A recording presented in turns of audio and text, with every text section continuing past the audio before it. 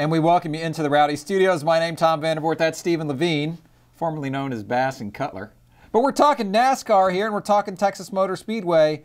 A big race. We had an off weekend. Who's going to run well at Texas, and what's it going to take to win there? Well, if you look at the top four guys and the points, they've all won here before. Biffle Jr., Smoke, and Matt Kenseth. And I think they're all capable of winning here again. But I really think you got to zero in on Tony Stewart and Matt Kenseth. I mean, Matt Kenseth is virtually automatic at this track.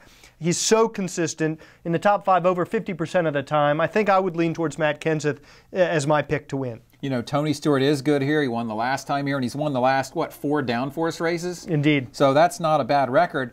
Carl Edwards is a guy who's won here 3 times. He needs to show up and win one of these races, and Texas is a great place for him. And not only that, but if you look at Joe Gibbs Racing, Denny Hamlin, we seem to forget, swept here in 2000. But Joe Gibbs Racing seems to tick off, don't they? They don't seem like they're able to run up front and compete for wins, and that's why I didn't put Denny on my list, even though he's got 2 wins here in the past. Now, as far as what it takes to win here, let's talk to a guy who has won here, and that's Jimmie Johnson's crew chief, Chad Knaus. Here's what he had to say. What are you looking to give your driver in the race car when you get to Texas? Well, we're really excited about it. It's a new tire package that we're going to have here, so there's been a lot of testing going on with that. We've got a lot of the feedback, and the thing that you have to realize about Texas is it's extremely, extremely fast. It's a very fast racetrack. It's bumpy. It's got a lot of character.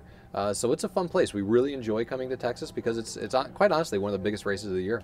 Is the transitions are tough there, right? Is that challenging for you as a crew chief? It is, and you know, another thing that's tricky is pit road's tricky as well. So even for the pit crew members, the way pit road is laid out with the concrete and the asphalt can be a little tricky from time to time. So the drivers got to adapt to the configuration of the racetrack, and especially with the tire wear, you've got to pay attention to the balance of the car as it shifts throughout the course of a fuel run.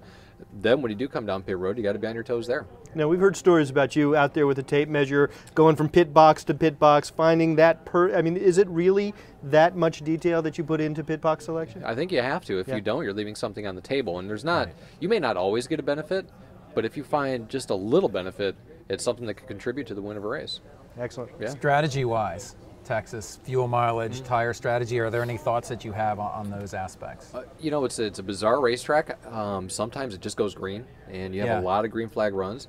Other times you'll get towards the end of the race, and there's a lot of cautions. So with the wave around the way that it is now, with the double file restarts, I think come the end of the race, track position is really going to be a key. So the transition's a big feature of this racetrack, and track position is going to be big, I think, also. It is going to be big, and this is also a place where tires tend to fall off, and how is that going to play into that track position game? Are you going to be willing to gamble and take 4 tires, I mean 2 tires at the end, or are you going to really feel like you need those 4 because a tire fall off? Well, here's the thing that seems to me to have happened in the Cup Series last year, which is track position, that is clean air, being up front, right, has become so important, even on a 1.5-mile track where the groove, as it is now at Texas, is pretty wide. So it used to be you'd think, well, if you can race from the bottom of the racetrack to the top, you can get out of that dirty air and track position won't matter as much. But what we saw last year is even with a wide racing groove like you got here at Texas, like you have at a place like Michigan or used to have before the repave, you know, track position's still important, clean air is still important. So used to be the conservative call was if you've got a fast race car, you put 4 tires on it, you keep all the speed in that race car. I don't know if that's a conservative call anymore, and that's something that the teams have to work through the whole weekend to figure out. What am I going to do at the end of the race? Track position versus tires, and it obviously depends on where you are on the track, and it does depend on how many laps you got on the tires and how many laps you have left in the race.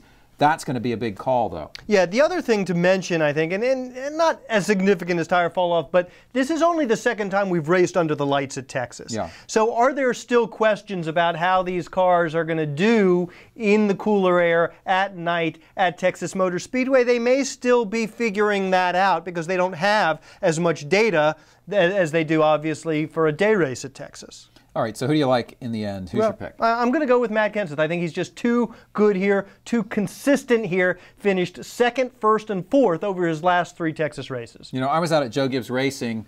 There were some high school basketball players out at Joe Gibbs Racing. I ran into Denny Hamlin, so I'm just going to pick Denny. That's, you know, I ran into him. Because of what? Karma running into you or giving him good karma? Yes, Denny, I'm picking you just because I saw you just a few minutes ago. So. I think you're overreading your power. Oh, I know.